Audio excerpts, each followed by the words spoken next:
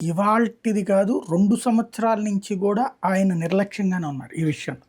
అంటే డాక్టర్లు, హాస్పిటళ్ళని మనం ఇస్తున్నాం కదా డబ్బులు యాడికి పోతదిలే అనే టైప్‌లోనే ఉన్నారు.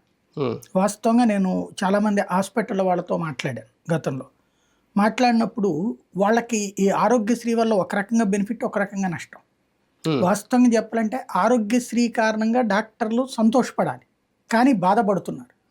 ఎందుకంటే ప్రభుత్వం డబ్బులు ఇస్తుంది అన్నటువంటి కారణంగా ప్రతి ఒక్కళ్ళు వచ్చినోళ్ళల్లో మాకు ఫ్రీ ఉందా లేదా అని అడుగుతున్నారు తప్పించి ట్రీట్మెంట్‌కి డబ్బులు ఇవ్వడానికి సిద్ధపడట్లేదు. ఇదివరకటి రోజుల్లో ఏంటి, ముందు మనం వెళ్ళగానే మనకి జబ్బని చెప్పిన తర్వాతన ఏ ఆస్తి అమ్ముకోవాలి, ఉంటే డబ్బులు బ్యాంకులోంచి తీసుకురావాలా, అమ్ముకోవాలా, అప్పులు చేయాలా, ఇదే పనిలో ఉండే వాళ్ళని తప్పించి నువ్వు ఫ్రీగా ఇస్తావా లేదా అని అడగవు. ఇప్పుడు ఖచ్చితంగా ఒక ఫ్రీ ఫెసిలిటీ ఉండేటప్పటికి క్యాష్ ఫ్లో ఆగిపోయింది హాస్పిటల్.